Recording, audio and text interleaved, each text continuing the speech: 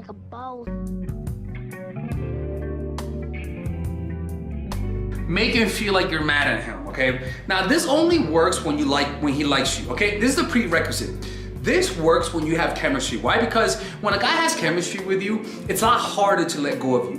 When a guy has chemistry for you, he's gonna say, I don't feel like this for a lot of women, so I'm gonna deal with this. You get what I'm trying to say?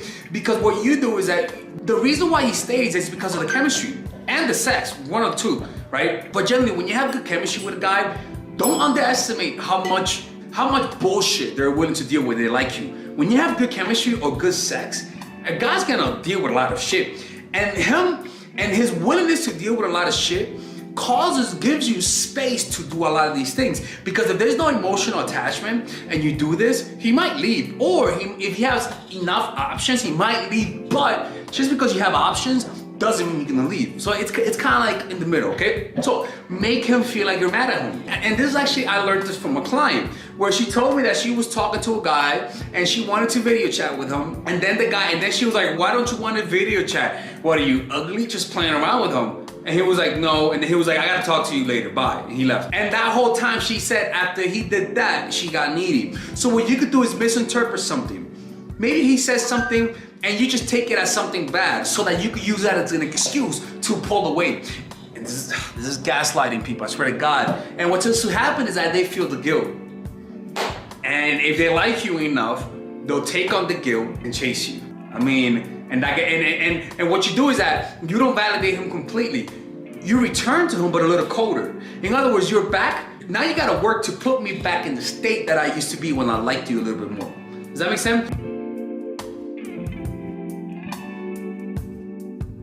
Leave him alone when you're away. Listen to me. When you're with him, you could be as needy as you want to fucking be. Okay? You could fucking look at him with those creepy eyes and shit, right? You could give him a gift. You could do whatever the fuck you want. But you always have to balance that with the, like I always say, look, some of you guys are saying, you already said this, but some of you guys are hard-headed. Some of you guys, I tell you this and it just doesn't get through your head, okay? So I gotta keep repeating it until you guys don't have to watch these videos.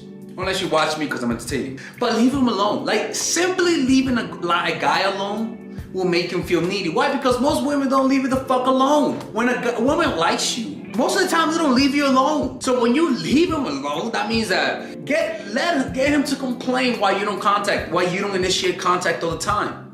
Or what you could do is that you could sort of use the pattern that I teach of texting, which is 2 hours and then 3 times. The first text of the day, taking 2 or 3 hours, and then respond to him, taking 5 to 20 minutes, 3 times, and then go back to 2 or 3 hours. And then from time to time, completely reverse that pattern and text back fast. You know what I'm saying? Go a whole day where you text back fast, and then a whole day where you don't text back fast. Then once a month, you go a whole day where you don't respond to him, like once a month. You keep that, and then let's just say he goes on vacation or you go on vacation. You don't text him. As long as you don't have a history of cheating and you do this, he's gonna say, why doesn't she hit me up? She doesn't miss me? What the fuck, right? By just leaving this motherfucker alone, it can activate insecurity in his heart that he's trying to conceal.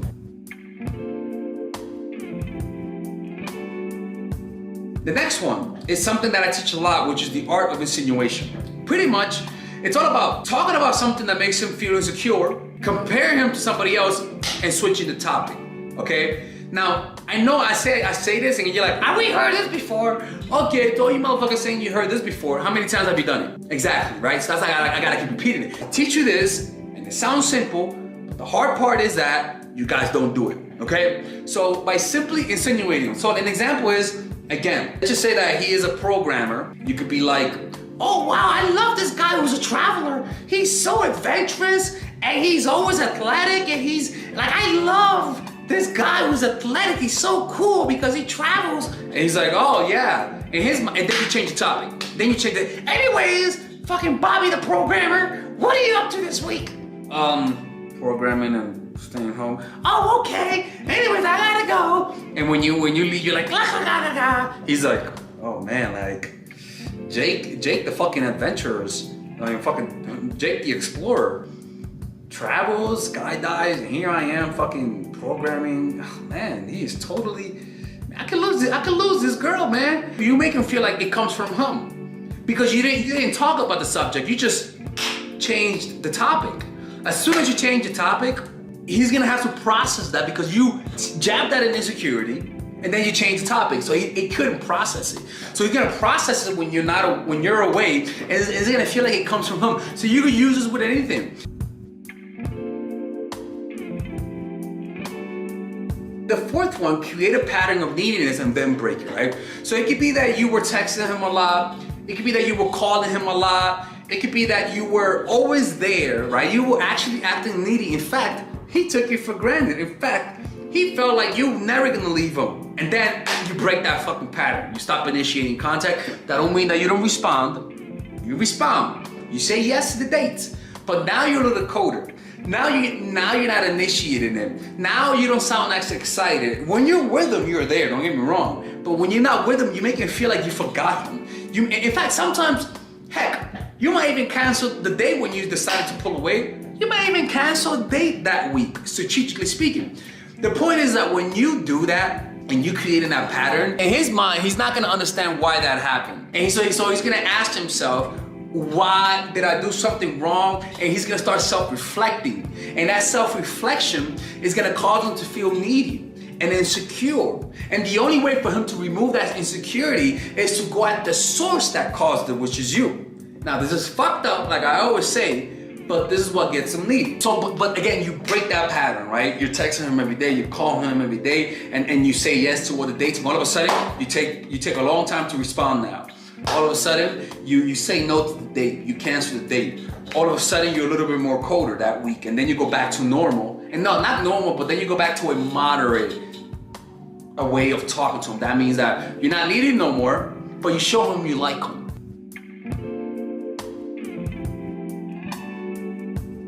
And the last one is Tyrone, right? Now look, it's not Tyrone, okay? It's put him in a sexually competitive state, like I always talk about. Putting a guy in a sexually competitive state is something that's so important that I have to reiterate it. And the reason why is this: when a guy sees in general, any human being, when they see that they want something that you have, all of a sudden that thing goes up in value. When a guy sees that you're talking about Tyrone, the personal trainer, Jake, the fucking basketball player, fucking Bob the builder, fucking whatever, as long as you let him know, I have a best friend at work. You know, don't worry about him, he's fine, but he's so cool. And you talk good about the fucking guy who is your best friend at work, which we all know he's trying to fuck you. That puts him in a sexually competitive state, right? But similar to insinuation, when you bring this up, when you bring up the fact that your salsa teacher is a good teacher, you change the topic. As long as you bring him up and you don't elaborate on it, you change the topic, he's gonna start thinking about it, right? Again, it's all about, you can either introduce him to your male friends, you could tell him about your male best friend, you could just don't hide the fact that you have male friends. That's pretty much it. Because when you like the guy, you try to hide those guys because you're afraid that he gets jealous. But when you don't like the guy, you bring him up. You get what I'm trying to say? So, and that's why the guys that don't like you, that you don't like you, because you're willing to do all of this. So just bring up random guys. You don't have to force it. You could just be natural if you have male friends. Now, if you don't have male friends, you could just say you have a personal trainer who gives you discount. You could say that you have a student, a classmate in class that gives you the homework. Don't say he's doing it because he likes you. Just say, oh, he's so nice. Act oblivion to the fact that maybe he's trying to do that to bang you. Say, oh, he'll never bang me. Tyrell will never, ever, ever try to bang me, even though he's big and black. Right? He's like, oh, really, bitch? Okay, all right, sure. Right? Not the first time I heard that story. And those are the 5 ways to put a guy needy. At the end of the day, what matters is that he likes you. Okay? What matters is that he likes you. Because if he doesn't like you, then he's not gonna react to this as much. You get what I'm trying to say? All right, ladies. So finally, I have released my second course for women, which is natural chemistry. This course is a 5-week course. 5-week course where every week you're gonna get a new set of videos based on specific issues. This course is all about how to create and maintain the attraction in any man. This will help you create love. This will help you deepen the love with your man. This is not about manipulation.